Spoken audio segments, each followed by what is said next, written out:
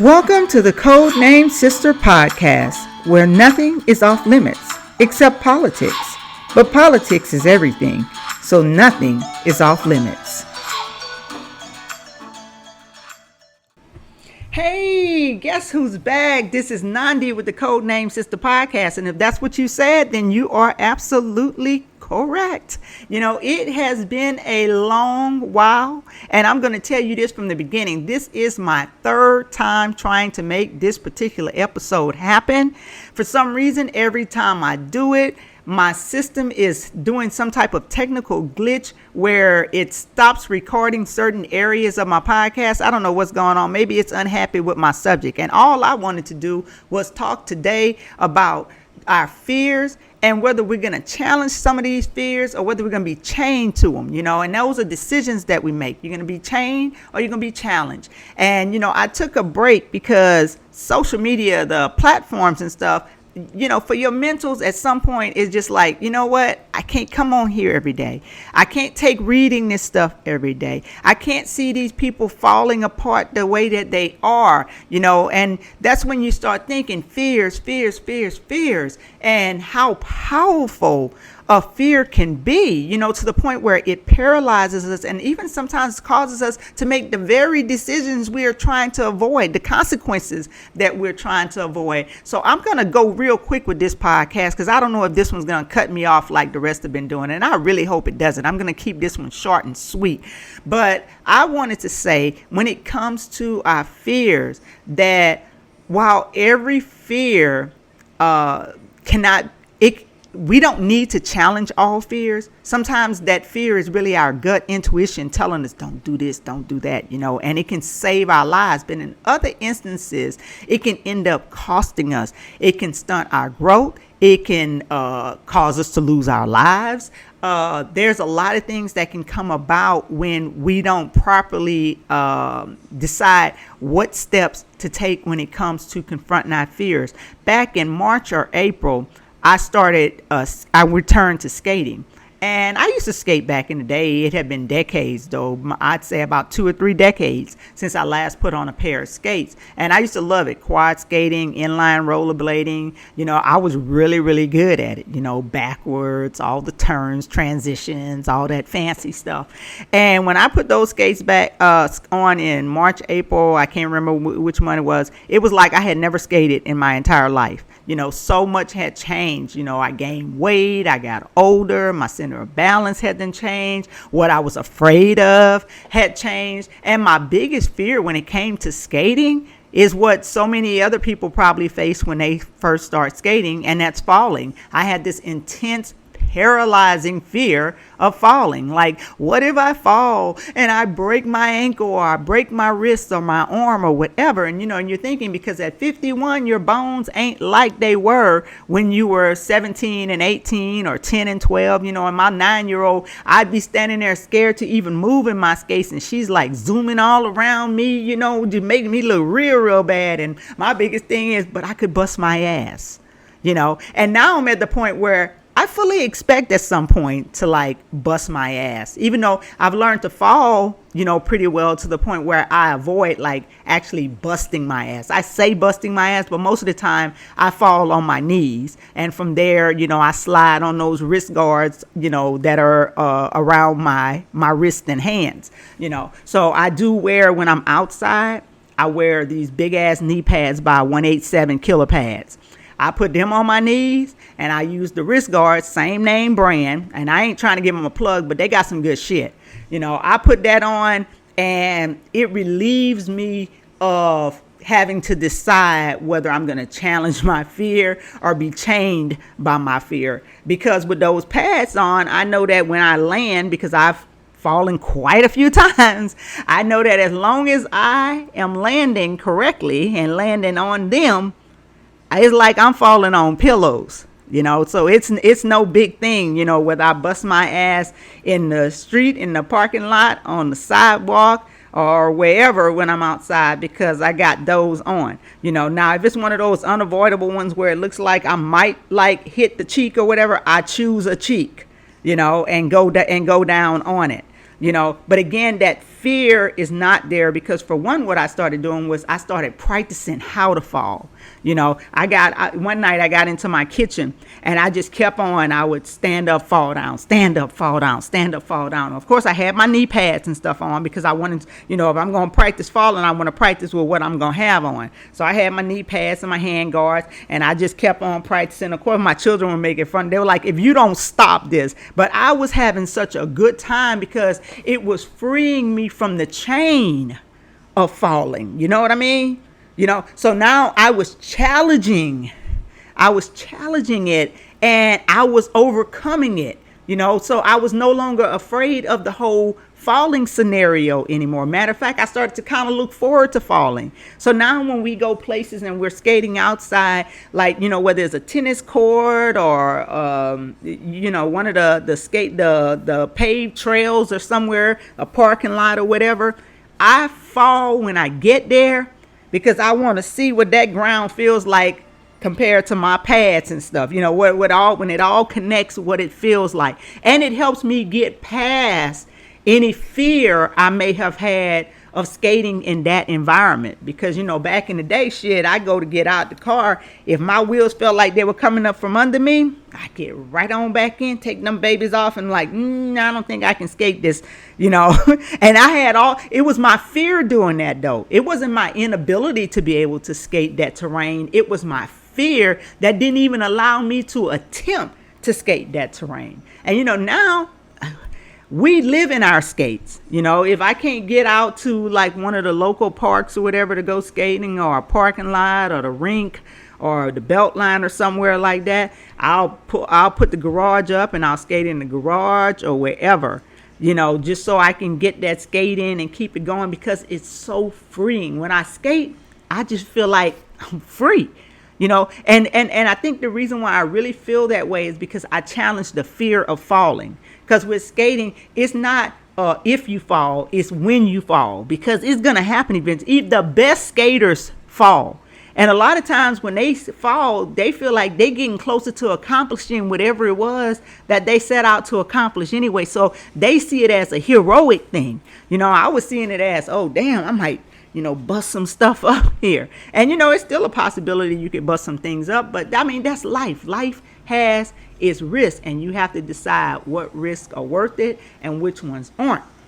And so that's why I just wanted to talk quickly about challenging our fears, or being left to be changed to our fears, because of so much of what I see, even on social media, now that I've taking a peek back at, what's going on with people, I see that there's so many chains and balls around social media. So many minds and stuff are experiencing meltdowns because of their fears have overtaken even their ability to think rationally, and that's a hard thing when you see stuff like that.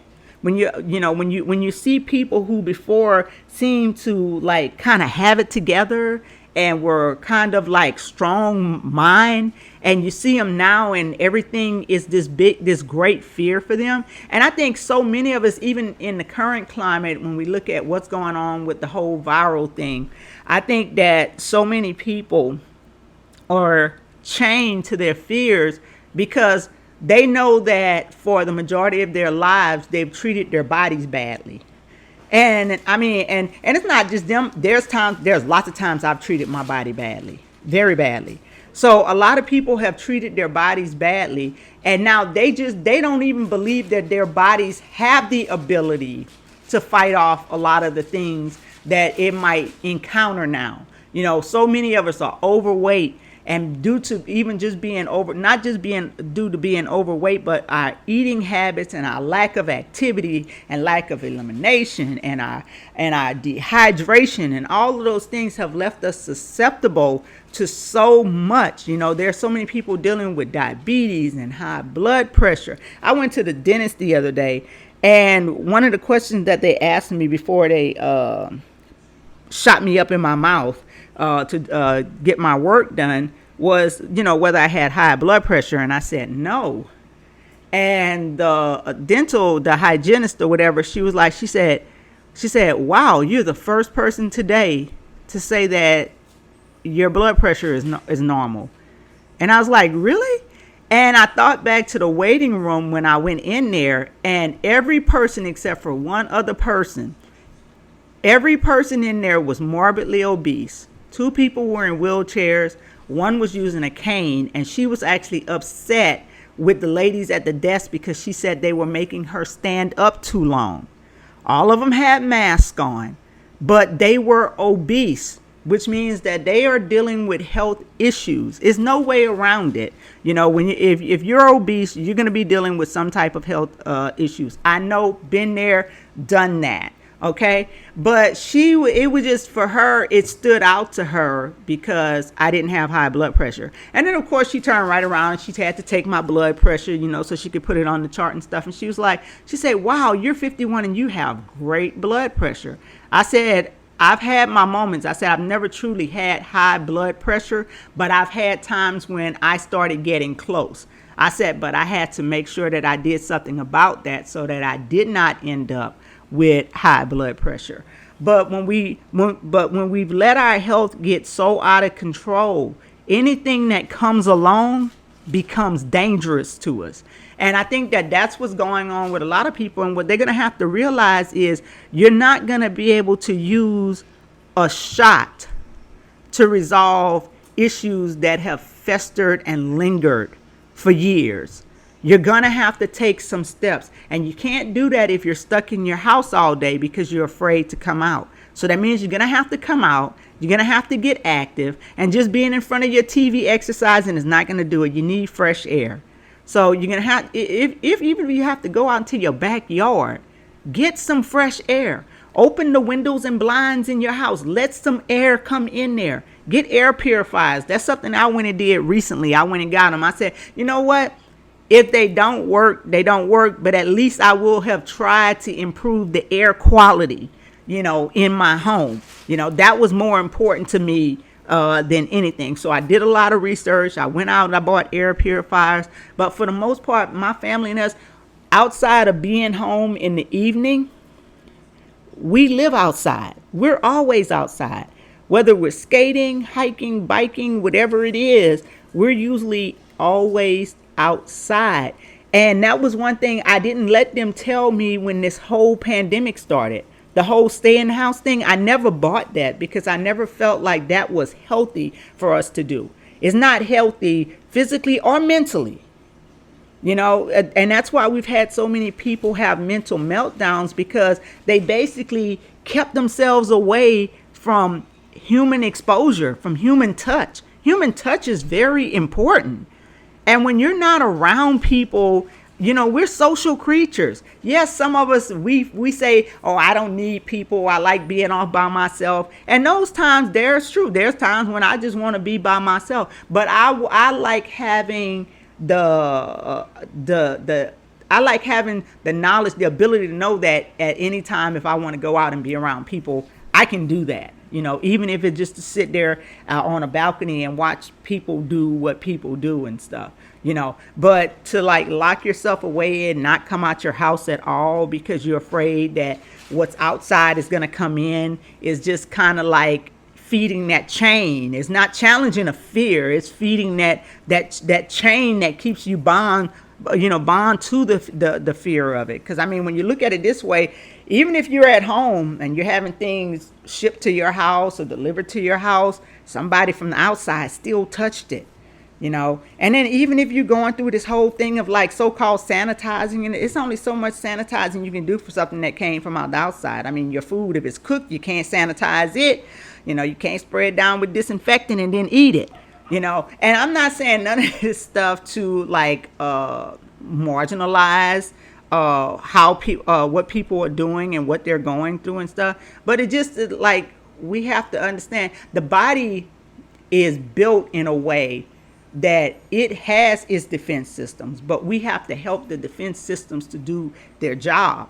And one of the first ways we do that is mentally. That's just like when I'm teaching people to use guns safely. The first thing I want to teach them is safety. And to teach them safety, I have to let them know that it first starts in the mind. That's where safety starts. Before anything else, before you pick up the gun, before you load it, anything you do, you have to first get that mental down to understand the things that you should and should not do when handling a firearm. And so that's with anything else. It first has to start in the mind and work its way out. When it came to skating and my fear of falling, I had to make up in my mind that falling is a normal course of skating, and not just learning to skate, but being a skater, period. You're going to fall. And if you're not okay with falling, then skating might not be for you,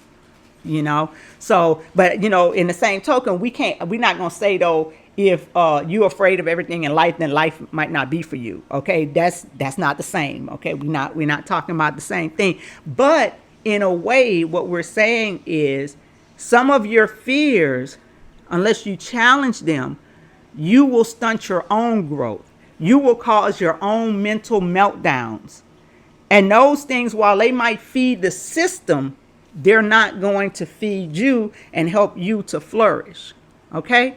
So I'm going to leave it at that. Hopefully this recording right here got everything. If it didn't, I'm going to be kind of pissed, because that means I'm going to be doing it for the fourth time. But of course, you won't be hearing this, so you won't even know. But I just want to let y'all know that I am back, except for the times I'm skating, and that's more fun to me than doing a podcast. But I am back. I've got more coming for you, more episodes. So y'all be sure y'all like, subscribe, rate, review. Tell your friend to tell a friend to tell a friend that the Code Name SISTA podcast is back on the air. She's rolling in all her glory. She busting her ass. She getting up. She doing it all over again. She's challenging her fears. She's removing the chain of her fears. You see that shit? That's all I got to say. This is Nandi, and I'm out. You've just listened to the Code Name SISTA podcast with Nandi.